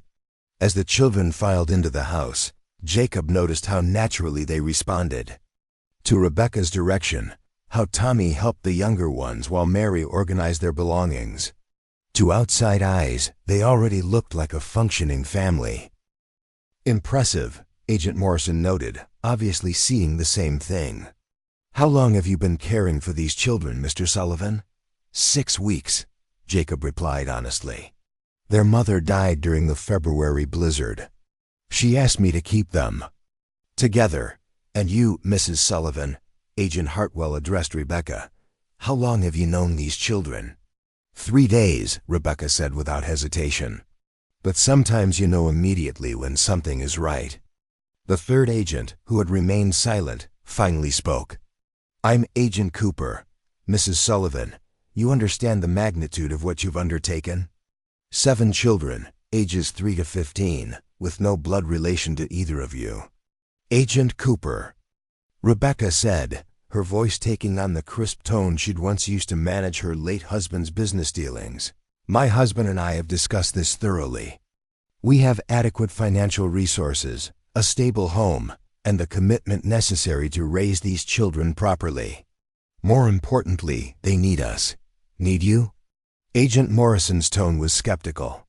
"They need proper institutional care, education, training for productive trades." "They need to stay together," Jacob interrupted firmly. "They're a family. Breaking them up would be cruel and unnecessary." For the next 2 hours, the agents conducted a thorough investigation. They interviewed each child separately, examined the house from attic to cellar, reviewed Jacob's financial records, and questioned both adults extensively about their plans for education, discipline, and the children's futures. Jacob found himself impressed by Rebecca's handling of the interrogation. She answered every question with calm confidence, demonstrating a thorough understanding of child development, education requirements, and family management that surprised even him. "Tommy wants to study engineering," she told Agent Hartwell when asked about the children's educational plans. "We'll arrange for advanced mathematics and science tutoring. Mary shows exceptional academic promise and should be encouraged toward teaching or perhaps medicine.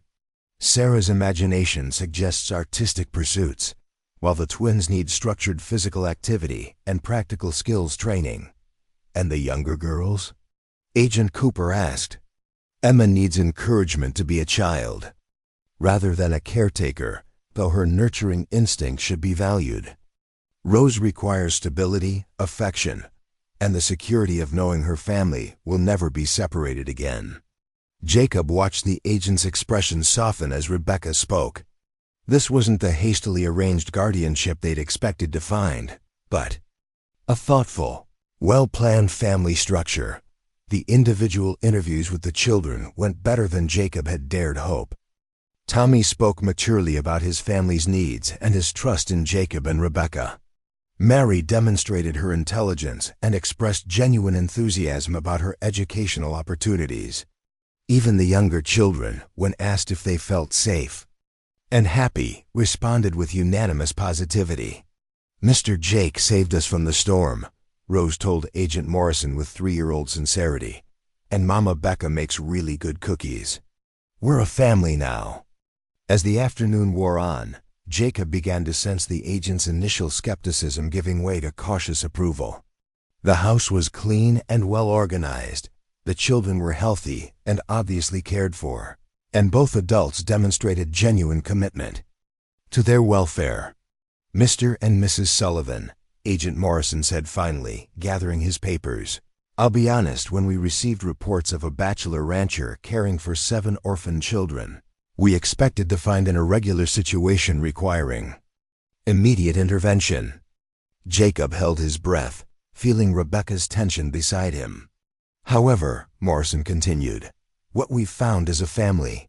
Unconventional in its formation, perhaps, but clearly functional and beneficial to all involved." "Does that mean?" Rebecca began. "It means we'll be filing a report recommending official recognition of your guardianship," Agent Hartwell said. "The marriage, while recent, appears to be a legitimate arrangement for the children's benefit. Your financial situation is stable, your home is adequate, and the children themselves express genuine attachment to both of you." Relief flooded through Jacob so powerfully that his knees nearly buckled. Beside him, Rebecca let out a breath she'd apparently been holding for hours. "There will be follow-up visits," Agent Cooper warned. "Quarterly for the first year, then annually. We'll want to monitor the children's progress, particularly their education and social development." "Of course," Jacob said. "We want what's best for them." "There is one more thing," Agent Morrison said, his expression growing serious. "We understand the children's mother wished to be buried beside their father in Boot City. We can arrange for transport and burial, if you'd like. Jacob felt his throat tighten. Catherine Richardson deserved to rest beside her husband, but the practical challenges had seemed insurmountable. That would ... We'd be very grateful. Consider it done. The territorial government can handle the arrangements as part of our services. For orphaned children. After the agents left, promising to return with the burial arrangements within a few days, the Sullivan family, for that's what they were now, legally and practically gathered in the kitchen for a celebratory supper. So, we can really stay together? Sarah asked, still needing confirmation. Forever and always, Rebecca assured her, serving generous portions of the stew she'd somehow managed to prepare during the agent's visit. Are you really married to Mr. Jake now? Emma asked, the question that had been bothering her all day. Rebecca and Jacob exchanged glances across the table. Their marriage was real in every legal sense, but the emotional reality was still developing. We really are, Rebecca said. We're a family now, all of us. That night, after the children were settled in their beds, Jacob and Rebecca sat by the fire discussing the day's events. The formal investigation was over, their guardianship was secure, and 7 children were sleeping peacefully under their protection. Thank you, Jacob said quietly, for everything. For coming here, for marrying me, for handling those agents like you've been managing children your whole life. Thank you for letting me be part of this, Rebecca replied.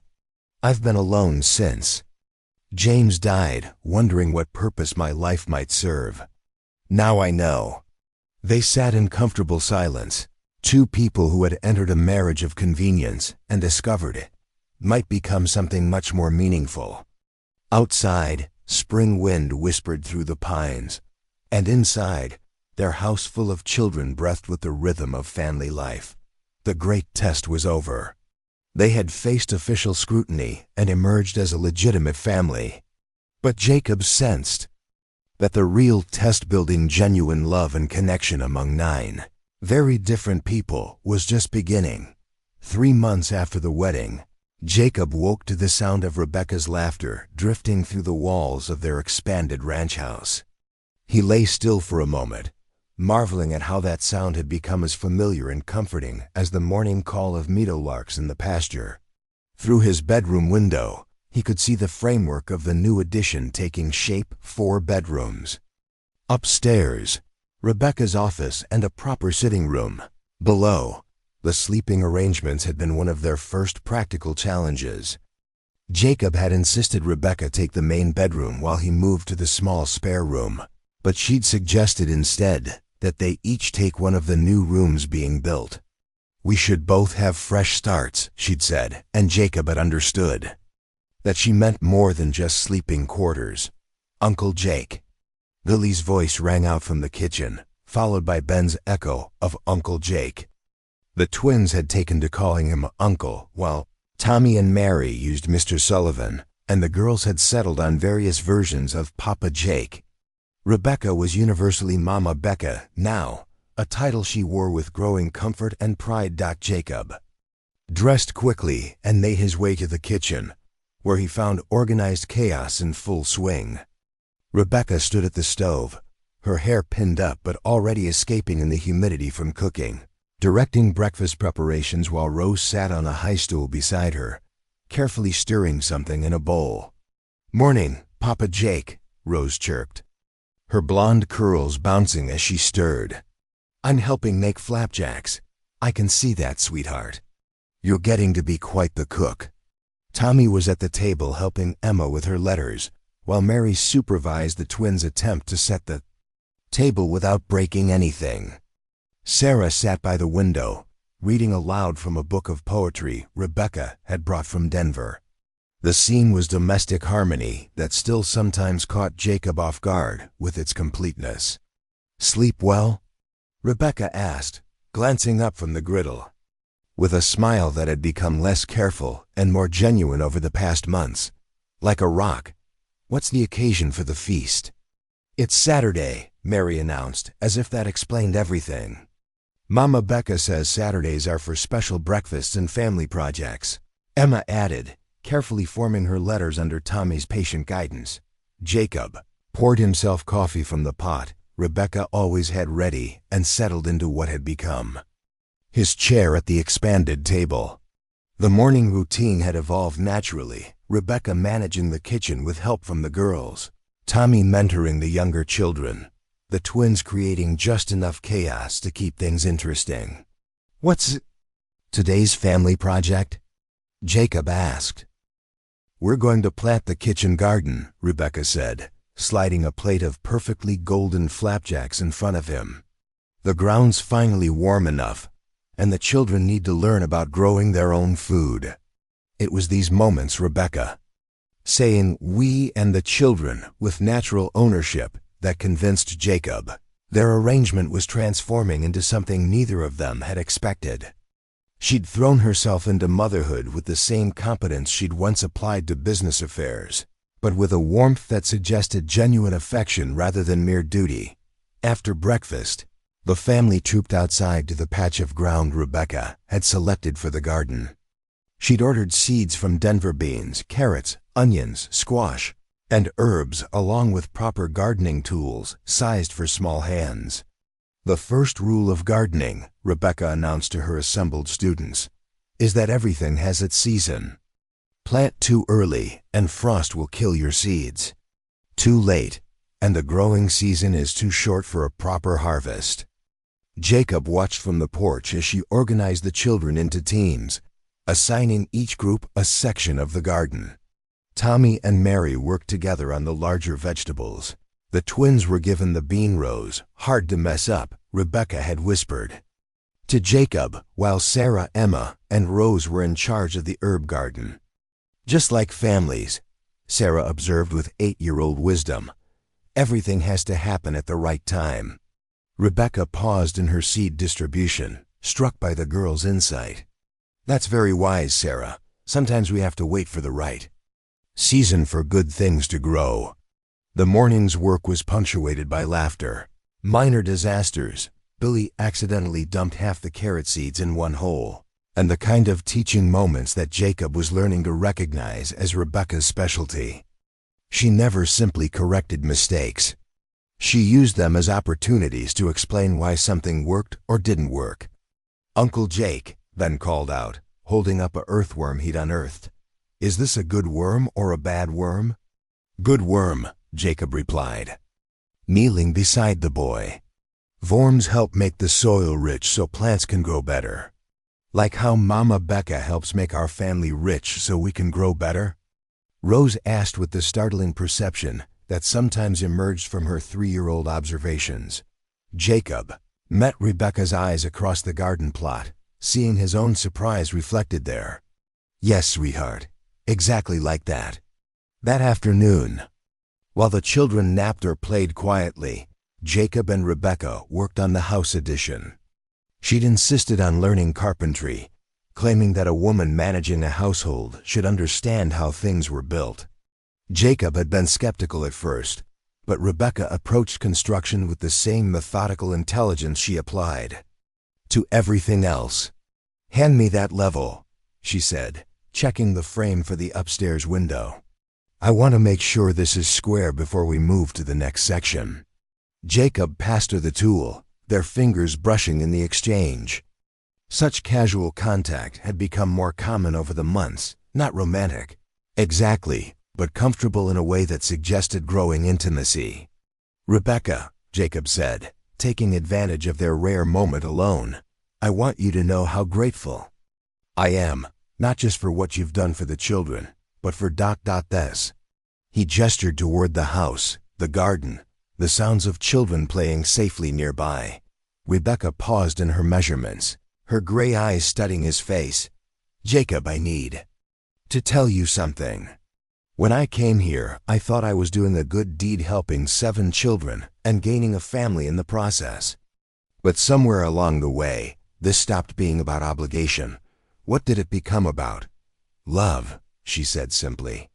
"I love those children as if I'd borne them myself. And She hesitated, then forged ahead with characteristic honesty. I've grown to care for you more than I expected when we made our practical arrangement." Jacob felt his heart skip in a way it hadn't since Martha's death. Rebecca ... "I'm not asking for anything," she said quickly. "I know we both married for practical reasons, and I know we both still carry grief for our first loves. But I wanted you to know that this has become real for me. This family, this life we're building, it's not pretense anymore." Before Jacob could respond, Rose's voice called out from the house, "Mama Becca, Papa Jake, come see what we made." They found the children in the kitchen, where they'd apparently spent their quiet time creating an elaborate tea party for Rebecca's collection of dolls. The table was set with mismatched cups and saucers, and each doll was positioned with careful attention to proper etiquette. "It's a welcome party," Emma explained proudly. "For the dolls, so they know they're part of our family now, too." Jacob watched Rebecca's face soften as she surveyed the scene. Every doll from her childhood collection, carefully packed and brought from Denver, had been included in the children's imaginary celebration. "This is beautiful," Rebecca said, her voice slightly husky. "Should we join the party?" For the next hour, 9 people crowded around a kitchen table, having an elaborate tea party with a collection of porcelain dolls. Jacob found himself holding a tiny teacup and discussing the weather with a doll named Cordelia, while Rose served imaginary cakes and the twins debated whether dolls could actually eat. It was ridiculous and perfect, and exactly the kind of moment Jacob had never imagined having in his carefully ordered bachelor life.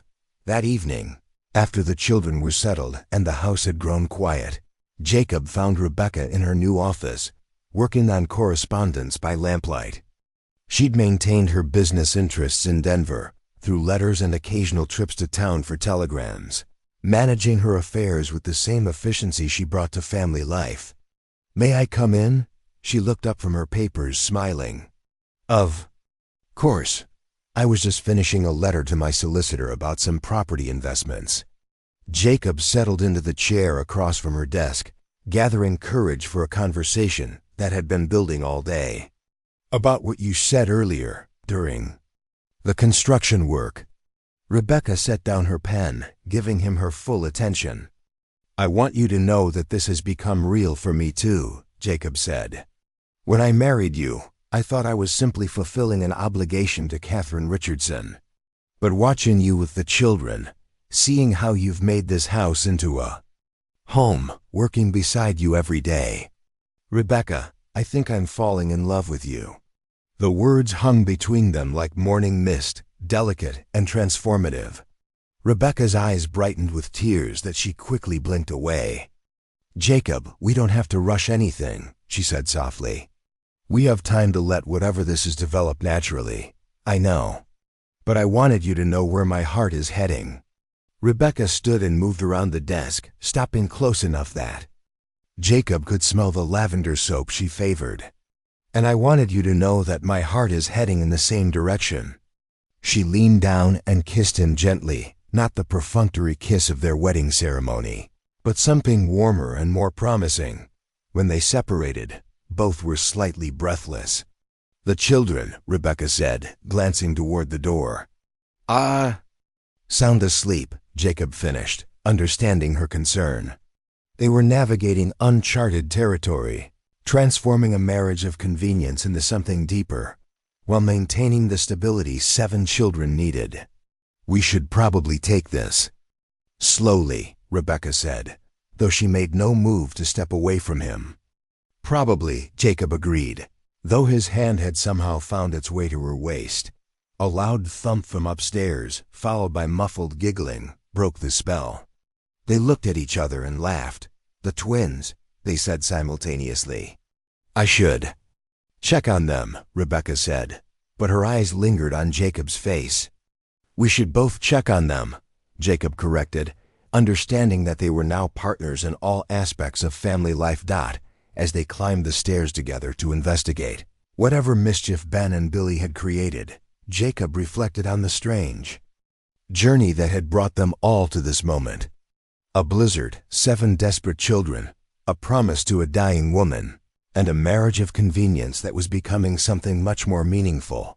Tomorrow would bring new challenges, children to raise, a ranch to run, the ongoing work of building a family from the diverse pieces of their lives. But tonight, Jacob Sullivan was content to be exactly where he was, climbing the stairs of his expanded house beside the woman who had become his true partner, preparing to tuck in 7 children who called them both by names that meant love, safety, and home. 1 year later, Jacob stood in the doorway of the completed house addition, watching his family prepare for their first Thanksgiving as the Sullivan clan. The kitchen bustled with organized activity as Rebecca directed the preparation of their feast, her flour-dusted apron and escaped wisps of hair making her look more beautiful to Jacob than she had on their wedding day. "Papa Jake, can you reach the good china?" Mary called out, standing on her tiptoes at the high cabinet. At 11, she'd grown 3 inches and gained the confidence that came from being truly secure in her place in the world. "Coming, sweetheart," Jacob replied, marveling at how natural the word sweetheart had become when addressing any of his 7 children. Because that's what they were now, his children, legally adopted 6 months ago when the Territorial courts finalized their guardianship papers. The adoption ceremony had been a simple affair, but watching 7 children officially become Sullivans had moved both Jacob and Rebecca to tears. Tommy Sullivan, Mary Sullivan, Sarah Sullivan, Ben Sullivan, Billy Sullivan, Emma Sullivan, and Rose Sullivan, each name spoken aloud, had felt like a promise fulfilled. Uncle Jake. Ben called from the dining room, where he and Billy were attempting to set the formal table without disaster. "We can't remember which side the forks go on." "Left side," Rebecca called out before Jacob could answer, her voice carrying the easy authority of a woman who'd been managing household chaos for over a year. "And be careful with great-grandmother's crystal glasses." Jacob smiled, remembering Rebecca's decision to bring her finest family heirlooms from Denver. "These children deserve to eat from good china and learn proper manners," she declared. "They're not charity cases, they're our family." Sarah emerged from the sitting room, where she'd been arranging autumn flowers in Rebecca's crystal vases. At 9, she'd blossomed under Rebecca's encouragement of her artistic talents, and her arrangements rivaled anything seen in the finest Denver homes. "Mama Becca, should I light the candles now or wait until everyone sits down?" Sarah asked. "Wait until we're ready to sit," Rebecca replied, then turned to Jacob with the smile that still made his heart skip. "Speaking of sitting, have you seen Emma and Rose? They disappeared 20 minutes ago," Jacob chuckled. "Check the root cellar. Rose discovered she can hide there, and Emma always follows to make sure she doesn't get into the preserves." "Sure." "Enough," giggles from below stairs confirmed his suspicion. Emma appeared moments later, herding 4-year-old Rose ahead of her like a shepherd with a wayward lamb. "Rose wanted to see if the pickles were ready," Emma announced with 5-year-old seriousness. "I told her Mama Becca said they need to sit longer." "Very responsible, Emma," Rebecca said, lifting Rose up for a quick hug. "And you, little miss, need to wash those pickle-sticky hands before dinner." As Rebecca carried Rose to the wash basin, Jacob watched the easy affection between them and felt his chest tighten with gratitude. Rebecca had kept every promise she'd made that first day. She'd loved these children as her own, protected them, nurtured their individual talents, and created the stable home they desperately needed. But more than that, she'd become the center of their family in ways Jacob couldn't have imagined. She was the one they ran to with scraped knees and hurt feelings, the one who knew exactly how to comfort nightmares and celebrate achievements. She'd become their mother not through blood, but through choice and daily devotion. "Tommy, would you ring the dinner bell?" Rebecca called to the kitchen, where their oldest was carving the turkey with skills Jacob had taught him over the summer. The bell's clear tone rang across the valley, a sound that had come to symbolize home for all of them. As they gathered around the expanded dining table, now large enough to seat 9 comfortably, Jacob looked at each face, illuminated by candlelight, and marveled at the journey that had brought them together. Tommy, now 16 and growing into his father's height, had found his balance between responsibility and boyhood.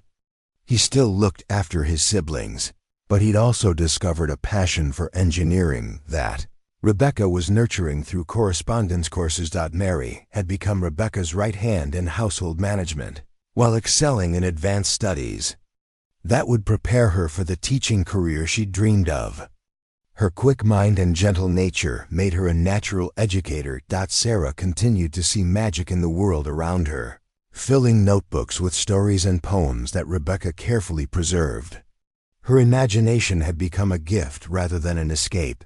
Ben and Billy, now 7, had channeled their boundless energy into helping Jacob with ranch work. They could mend fences, tend livestock, and ride horses with the fearless confidence of boys raised on the land. Emma, at 5, had grown into her role as Rose's devoted big sister, while learning to accept care and attention for herself. She'd started school in town, riding with Tommy and Mary 3 days a week, and Rose's little sunshine had grown from a traumatized 3-year-old into a confident, joyful child who called Jacob Papa and Rebecca Mama with complete certainty about her place in their family. "Before we eat," Jacob said, rising to his feet, "I want to say something." 7 young faces turned toward him expectantly, while Rebecca's eyes sparkled with curiosity and affection. "2 years ago, I was a man alone, convinced that my chance for family had died with Martha. I thought I'd spend the rest of my life in this house, taking care of the land and nothing more." Jacob's voice grew thick with emotion. "Then a blizzard brought 7 incredible souls to my door, and everything changed." "You saved us, Papa Jake," Emma said softly. "No, sweetheart," Jacob replied, looking around the table. "You saved me. All of you. You taught me that family isn't just about blood, it's about choice, and love, and the decision to take care of each other no matter what." He turned to Rebecca, whose eyes were bright with tears. "And you, my dear wife, you gave us all the gift of legitimacy and love.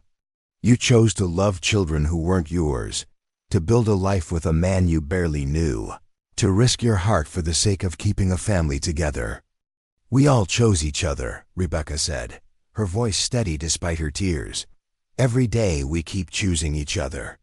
"To the Sullivan family," Jacob said, raising his glass of cider. "May we never forget how precious it is to be chosen and to choose in return." "To the Sullivan family." 7 young voices chorused, followed by the clink of glasses and the kind of laughter that fills a house and makes it home. As they began their feast, Jacob caught Rebecca's eye across the table. In her face, he saw not just the woman who'd agreed to a marriage of convenience, but his true partner, the love he'd never expected to find again, and the mother his children had needed.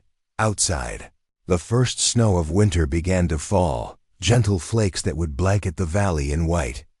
But inside the Sullivan house, warmth reigned, the warmth of family love, of promises kept, and of hearts that had found their way home through the storm. The blizzard that had once threatened to destroy everything had instead become the beginning of their greatest blessing.